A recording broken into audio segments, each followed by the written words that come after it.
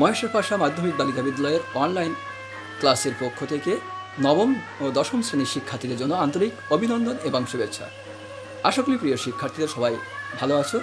তবে সারা বিশ্ব যখন করোনায় বিপর্যস্ত, তখন তোমাদের লেখাপড়ার ক্ষতিটি পুষিয়ে নেওয়ার জন্য আমাদের এই ক্ষুদ্র প্রয়াস। আমি স্বপন কুমার মণ্ডল, সহকারী শিক্ষক বাংলা, মহেশের পাশা মাধ্যমিক বালিকা বিদ্যালয় এর পক্ষ থেকে তোমাদেরকে আন্তরিক অভিনন্দন এবং শুভেচ্ছা জানাচ্ছি। প্রিয় শিক্ষার্থীরা, জানিয়ে নেব আজকের পাঠ। আজকের পাঠের বিষয়বস্তু হচ্ছে মাধ্যমিক বাংলা সাহিত্য নবম ও দশম শ্রেণী গদ্য বিষয়ে পাঠদান করা হবে। প্রিয় শিক্ষার্থী, তোমরা একটা জিনিস ভাবার চেষ্টা করো তো, যে এমন কোনো গাছ বা লতা পাতা আছে যা আমাদের উপকার করে থাকে? হ্যাঁ, বুঝতে পারছো, যেমন তুলসী পাতা, নিম পাতা, বিশল্যকরণী, এরকম অনেক পাতা, থানকুনি পাতা, এসব ওষুধি সম্পন্ন পাতা যা আমাদের অনেক উপকারে আসে। আচ্ছা, এমন কোন গাছ আছে যার পাতা অত্যন্ত তেতো? নিশ্চিত বুঝতে পেরেছ, এটা আর কিছু নয়, নিম গাছ, নিম গাছের পাতা। হ্যাঁ প্রিয় শিক্ষার্থীরা, আজকে আমাদের পাঠের বিষয়বস্তু হচ্ছে নিম গাছ। আমরা এই বিষয় শেখার চেষ্টা করব, জানার চেষ্টা করব এবং বোঝার চেষ্টা করব। তোমরা সেটা ভালোভাবে লক্ষ্য করো। আজকের পাঠ থেকে আমরা যে সমস্ত বিষয়গুলো শিখতে পারবো তা হলো, এই অধ্যায় শেষে শিক্ষার্থীরা কী কী শিখতে পারবে? নিম গাছ দেখলে বিজ্ঞরা কী হয় বলতে পারবে, নিম গাছের নানা উপকারী দিক সম্পর্কে বর্ণনা করতে পারবে, বাংলার গৃহকর্ম নিপুণ লক্ষ্মী বইয়ের জীবন বাস্তবতা ব্যাখ্যা করতে পারবে, সংসারের বন্ধনে আবদ্ধ গৃহবধূর অবস্থা বিশ্লেষণ করতে পারবে। প্রিয় শিক্ষার্থী, এবার আমরা জানব নিম গাছ এটা একটি ম্যাজিক গল্প, উৎকৃষ্ট মানের গল্প, যার মর্মমূলে প্রবেশ করলে আমরা বিস্মিত হব, তাজ্জব হব যে এমন একটি গল্প লিখেছেন বনফুল, যার প্রকৃত নাম বলাইচাঁদ মুখোপাধ্যায়। এই লেখকের জন্ম 1899 সালে 19শে জুলাই বিহারের পূর্ণিয়ার অন্তর্গত মণিহার গ্রামে। পিতা ডাক্তার সত্যনারায়ণ মুখোপাধ্যায়, শিক্ষা ও পেশা এসএসসি 1918 সালে, আইএসসি 1920 সালে, এমবি 1927 সালে। আর তার কর্মজীবন শুরু হয় মেডিকেল অফিসার হিসেবে। গল্পগ্রন্থ তিনি লিখেছেন অসংখ্য: বাহুল্য, বিন্দু বিসর্গ, অনুগামিনী, তন্নি, উর্মিমেলা, দূরবীন। উপন্যাস লিখেছেন কিছুক্ষণ, নির্ম, সেও আমি, অগ্নি। কাব্যগ্রন্থ বনফুলের কবিতা, চতুর্দশপদী। পুরস্কার পেয়েছেন অসংখ্য, বিভিন্ন পুরস্কারের সহ তিনি পদ্মভূষণ উপাধিও লাভ করেন। এই লেখক মৃত্যুবরণ করেন 1979 সালের 9 ফেব্রুয়ারি কলকাতাতে, যার ছবি তোমরা দেখতে পাচ্ছ। প্রিয় শিক্ষার্থীরা, নিম গাছের গল্পের একটি উৎস পরিচিতি আছে, আমরা সেটা জেনে নেওয়ার চেষ্টা করব। এই গল্পটি বলাইচাঁদ মুখোপাধ্যায়ের 1947 সালে প্রকাশিত অদৃশ্য লোক গ্রন্থ থেকে নেওয়া হয়েছে। এই গল্পে লেখক নিম গাছের প্রতীকের মাধ্যমে একজন গৃহকর্মা নিপুণা বধূর জীবন বাস্তবতা তুলে ধরেছেন। প্রিয় শিক্ষার্থীরা, নিম গাছ একটি ঔষধি সম্পন্ন গাছ, তাই এর ব্যবহার বলে, এর উপকারিতার কথা বলে শেষ করা যাবে না। কারণ তুমি নিজেকে ভালো রাখতে চাও, তুমি কি নিজেকে সুস্থ রাখতে চাও? প্রিয় শিক্ষার্থীরা, তোমরা কি নিজেকে ভালো রাখতে চাও, সুস্থ রাখতে চাও? হ্যাঁ, তাহলে তোমাদের শরীরের প্রত্যেকটি অঙ্গ প্রত্যঙ্গকে সতেজ সুস্থ রাখতে গেলে ব্লাড পরিষ্কার থাকা লাগবে, রক্ত পরিষ্কার থাকা লাগবে, হজমের সহযোগিতা হওয়া লাগবে, হজম ভালো হওয়া লাগবে।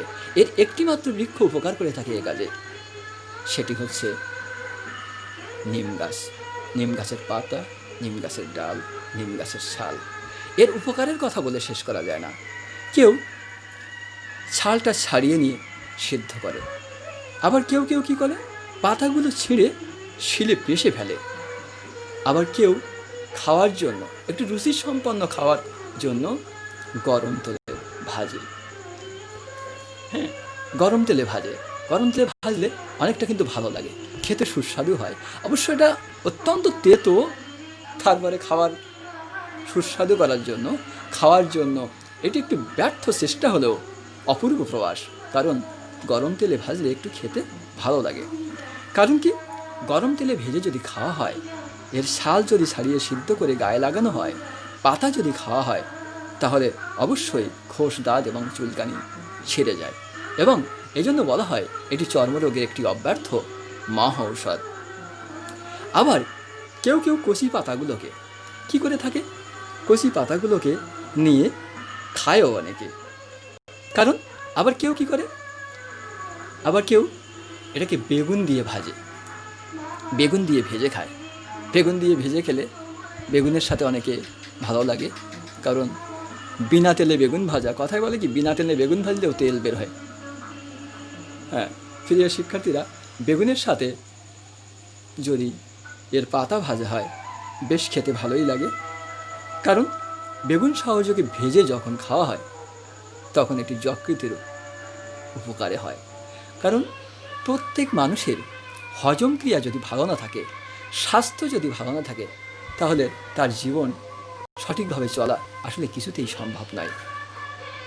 প্রিয় শিক্ষার্থীরা, তোমরা যদি সুস্থ থাকতে চাও, তোমরা যদি ভালো থাকতে চাও, তাহলে তোমাদেরকেও শরীর সুস্থ রাখতে গেলে, তোমাদের যকৃতকে সুস্থ রাখতে গেলে, হজমকে ভালো করতে গেলে অবশ্যই নিম পাতার মতো এই ওষুধি সম্পন্ন গাছের পাতা ভেজে হোক, বেগুন দিয়ে ভেজে হোক, কচি পাতা হোক, ছাল হোক, রস হোক, তোমাদেরকে খেতে হবে।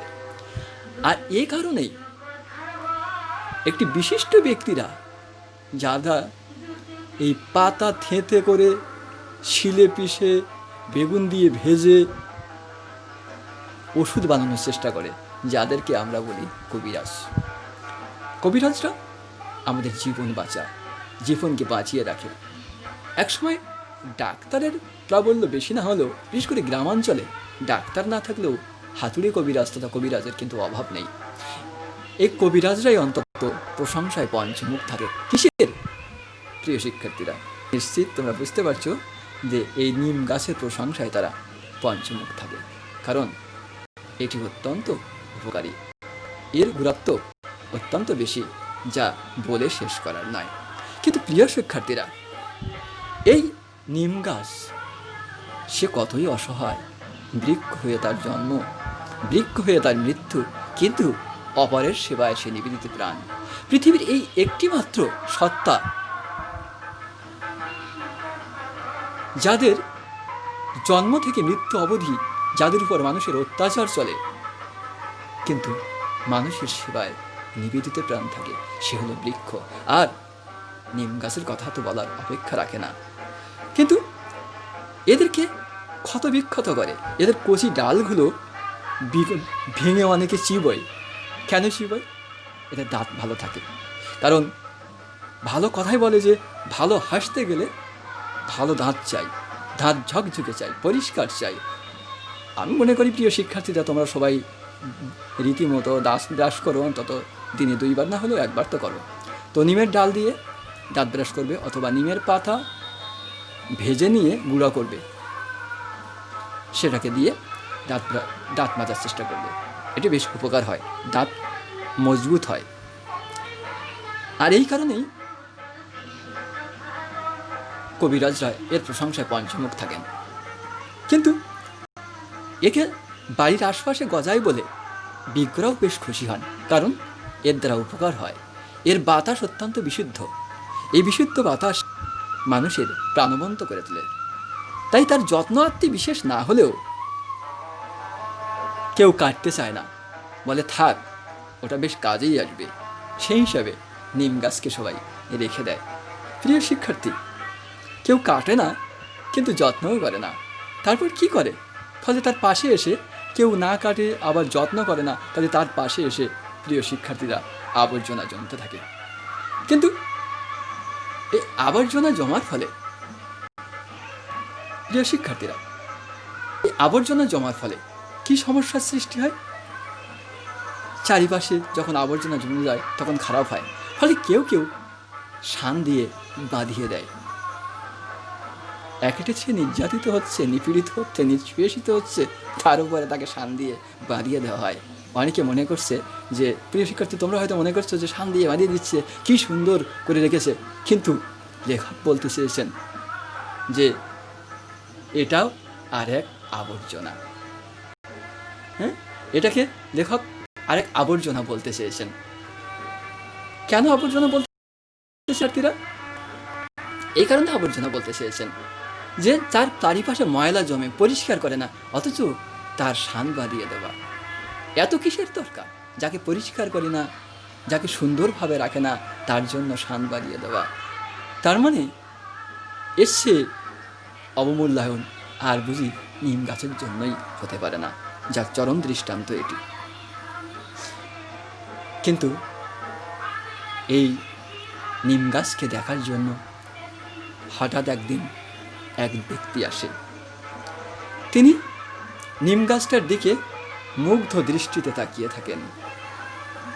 তার রূপ দেখেন, তার সৌন্দর্য দেখেন, তার পাতা দেখেন, তার ডাল দেখেন, কিন্তু পাতা ছেড়েন না, ডাল ভাঙেন না, তাকে কষ্ট দেন না, শুধু মুগ্ধ দৃষ্টিতে চেয়ে থাকেন।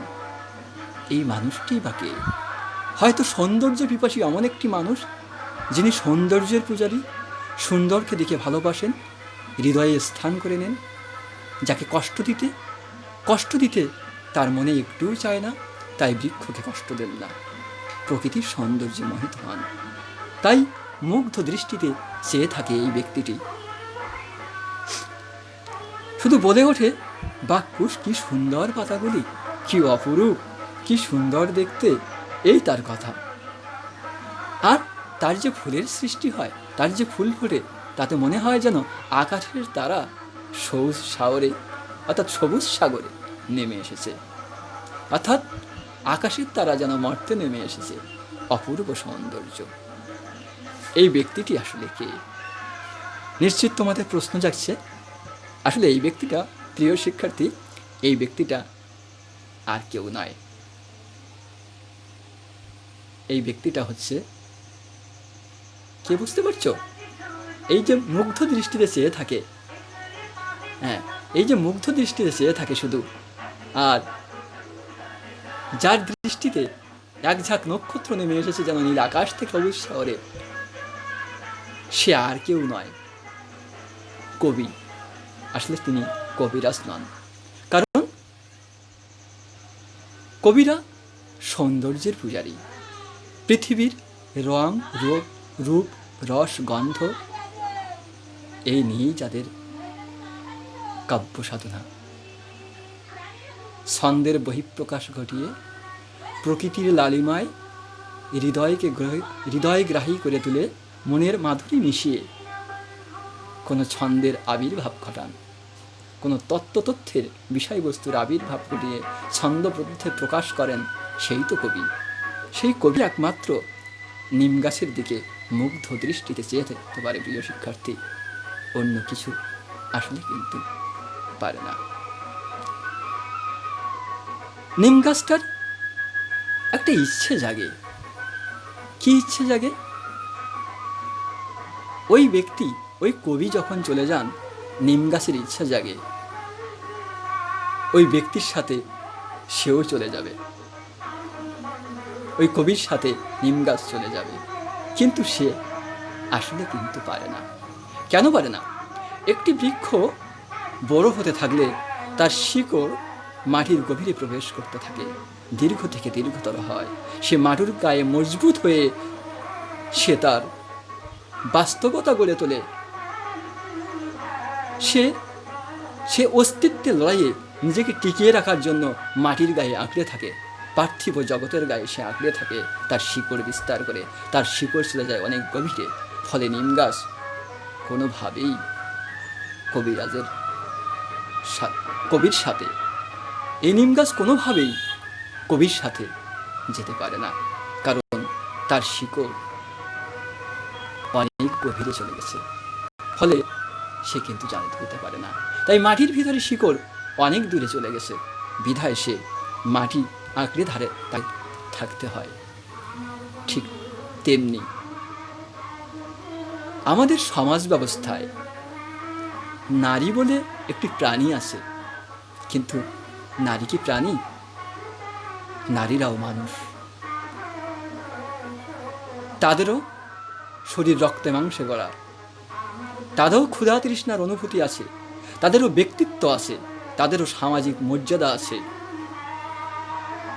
আজ আমাদের দেশকাল সমাজে তাদের মর্যাদা দিতে হবে। প্রিয় শিক্ষার্থীরা, আমরা সেই সময়ে এসে উপনীত হয়েছি যখন নারীদেরকে বিভিন্ন কর্মক্ষেত্রে অগ্রাধিকার দেওয়া হয়, তাদের বিভিন্ন কাজে নিয়োজিত করা হয়, যাতে তারা নিজেদের কাজের মধ্য দিয়ে তাদের প্রতিভার বিকাশ করতে পারে, দেশ এবং সমাজের উপকারে আসতে পারে। তারা যে অর্ধাংশ, মানব জাতির অর্ধাংশ, দেশ কল্যাণের অর্ধাংশ, সেটা তারা প্রমাণ করতে পারে। ফলে সেই নারীরাই, তাদেরও শিকড়ও অনেক গভীরে চলে গেছে। কারণ নিমগাছ যেমন নির্যাতিত হয়, নিপীড়িত হয়, দলিত মথিত হয়, কিন্তু সে বাস্তব মাটি ছেড়ে চলে যেতে পারে না। যে গৃহবধূটি সংসার জীবনে প্রবেশ করেছে, রাঁধুনি রূপে যেন তার জন্ম হয়েছে, আর মরণ হলেই বাবুর্চি জীবন লীলা সাঙ্গ হবে। এই হলো নারীর জীবন। সে কতটুকু পায় সমাজের থেকে, সে কতটুকু পায় তার পরিবার থেকে, তার শ্বশুর বাড়ি থেকে। কিন্তু প্রিয় শিক্ষার্থীরা, তোমরা বোঝার চেষ্টা করো যে নিমগাছ যেমন মাটির শিকড়ের অনেক গভীরে চলে গেছে, তার সম্পর্কটা তেমনি গৃহবধূটির সম্পর্ক পরিবারের, সমাজের, দেশের, পৃথিবীর অনেক গভীরে চলে গেছে। ফলে পরিবার থেকে তার সম্পর্কের অস্তিত্ব তাকে বিলুপ্ত করতে পারে না। ফলে সে নির্যাতিত, নিপীড়িত, নিঃশেষিত হলেও সে মুখ ছেড়ে কথা বলতে পারে না। বুক ফাটে, তবু যেন তার মুখ ফোটে না। সে কষ্ট পায়, যন্ত্রণা পায়, তবুও তো সে পরিবারে আঁকড়ে থাকে, যেমন নিম গাছটি থাকে। তাই লেখক এই গল্পকে একটি ম্যাজিক্যাল স্টোরি করে আমাদের সামনে তুলে ধরেছেন, যা বিস্ময়কর। আর এই গল্পের সবচেয়ে ম্যাজিক্যাল কথা হলো ওদের বাড়ির গৃহকর্ম নিপুণা লক্ষ্মী বউটির ঠিক এক দশা। যে কথা আমি প্রিয় শিক্ষার্থীরা আমি আগেই বলে ফেলেছি, যে নিমগাছ যেমন নিপীড়িত, নির্যাতিত হয়, তার কাছ থেকে সবাই উপকার করে, লাভ করে, কিন্তু তাকে তেমন যত্ন করে না, অবহেলা করে। ঠিক তেমনি যে বাড়ির গৃহকর্ম নিপুণা, অর্থাৎ কাজে কর্মে পারদর্শী, কোনো কাজেই সে অপটু নয়, ঘরকন্যার কাজ সব পারে, সব কিছুই করে, কিন্তু তার মর্যাদা নেই। সেই লক্ষ্মী বউটা নিম গাছের মতো এক দশা। কারণ তার শিকড় গভীরে চলে গেছে মাটির অনেক, কিন্তু সামাজিকভাবে তার কোনো মর্যাদা নেই, পারিবারিকভাবে তার মর্যাদা নেই। শ্বশুর শাশুড়ি তার মর্যাদা দেয় না, তাকে ভালোবাসে না, যত্ন করে না, তামাক স্বামীও তাকে হয়তো ভালো চোখে দেখে না। প্রিয় শিক্ষার্থী, আমাদের এই গল্প থেকে এটাই শিক্ষা লাভ করতে হবে যে পৃথিবীতে যারা মানুষের উপকার করে, সে বৃক্ষ হোক আর মানুষ হোক, তাকে অবশ্যই মূল্যায়ন করতে হবে, তাকে অবশ্যই মর্যাদা দিতে হবে। আর মনে রাখতে হবে, নারীরাও মানুষ, তাদেরও অধিকার আছে। কারণ তাদের দিয়ে এই বিশ্ব চরাচর মানুষের বসবাসের উপযোগী করে তুলেছে। তাদের দ্বারাই এই বিশ্ব চরাচর আজ এত উন্নতির স্বর্ণ শিখরে। সুতরাং নারী পুরুষের নির্বিশেষে, অর্থাৎ নারী পুরুষের মধ্য দিয়ে এই জগতের কল্যাণ হবে, মানুষের কল্যাণ হবে, মঙ্গল হবে, দেশ ও কালের উন্নতি হবে, আমাদের সমাজ ব্যবস্থায় উন্নতি হবে। প্রিয় শিক্ষার্থীরা, তোমাদেরকেও এই শিক্ষাটা গ্রহণ করতে হবে যে সমাজের নারী পুরুষ নির্বিশেষে সবাইকে সমান মর্যাদার আসনে বসাতে হবে, নারীদেরকে অবশ্যই মূল্যায়ন করতে হবে। প্রিয় শিক্ষার্থীরা, আমরা পাঠের প্রায় শেষ পর্যায়ে এসে গেছি। আমরা এখন এই পাঠ শেষে আমরা কী শিখেছি তার একটি মূল্যায়ন হবে। প্রিয় শিক্ষার্থীরা, তোমরা বলতে পারো ছাল শব্দের অর্থ কী? নিশ্চয়ই বুঝতে পারছো, ছাল শব্দের অর্থ হলো বাকল। যিনি কবিতা লেখেন তাকে কি বলে? এটা একটি সহজ কথা, তাকে কবি বলে। এরপরে দেখো প্রিয় শিক্ষার্থীরা, অদৃশ্য লোক গ্রন্থটি কত সালে প্রকাশিত হয়? অদৃশ্য লোক গ্রন্থটি 1947 সালে প্রকাশিত হয়। নিমগাছ বনফুলের রচিত কোন ধরনের গল্প? নিমগাছ বনফুলের একটি প্রতীকী গল্প, কারণ এই প্রতীকের অন্তরালে অর্থাৎ নিমগাছের অন্তরালে একটি নারী চরিত্র নিহিত আছে, যা মানবিক, অর্থাৎ নিমগাছকে মানবিক করে তুলেছেন বলেই মানবী হয়ে উঠেছেন একটি নারী, অর্থাৎ নিমগাছ লেখকের কাছে নারী হয়ে ধরা দিয়েছে। কোন গল্পটি বাংলা সাহিত্যের একটি বিরল রচনা? বুঝতে পারছি, খুব বেশি কঠিন হবে না। নিমগাছ গল্পটি বাংলা সাহিত্যের একটি বিরল রচনা। প্রিয় শিক্ষার্থীরা, তোমরা বাড়ির কাজটি লিখে নাও। এর ভিতরে, অর্থাৎ যে অবস্থায় তোমরা আছো সেই অবস্থার ভিতরে এই বাড়ির কাজটি করার চেষ্টা করবে। গৃহবধূ নিপুণার সঙ্গে নিমগাছের যে বৈশিষ্ট্য তুলে ধরা হয়েছে তা বিশ্লেষণ করো। আবার বলছি, গৃহবধূ নিপুণার সঙ্গে নিমগাছের যে বৈশিষ্ট্য তুলে ধরা হয়েছে তা বিশ্লেষণ করো। প্রিয় শিক্ষার্থী, আমরা যে অবস্থায় এসে পৌঁছেছি তা সত্যিই একটি দুর্বিষহ সময়ে, একটি যন্ত্রণার সময়ে, একটি কষ্টের সময়ে, যখন সারা বিশ্ব করোনায় বিপর্যস্ত, লেখাপড়া থেকে শুরু হবে মানুষের স্বাভাবিক জীবনযাত্রা যেখানে বিপর্যস্ত হচ্ছে, সেখানে আমাদের সাবধান মতো চলতে হবে। প্রিয় শিক্ষার্থী, তোমরা বাইরে এলোমেলোভাবে ঘোরাফেরা করবে না, সামাজিক দূরত্ব বজায় রেখে চলবে, মুখে মাস্ক ব্যবহার করে বাইরে যাবে, আর 20 সেকেন্ড ধরে সাবান পানি দিয়ে হাত ধোবে, সি ভিটামিনযুক্ত খাবার খাবে, পুষ্টিমানের খাবার খাবে, আর স্বাস্থ্যবিধি মেনে চলবে। প্রিয় শিক্ষার্থীরা, সবাই ভালো থাকো, সুস্থ থাকো, এই শুভকামনায় আজকের পাঠ শেষ করছি। সবাইকে ধন্যবাদ এবং শুভেচ্ছা। সবাই ভালো থাকো।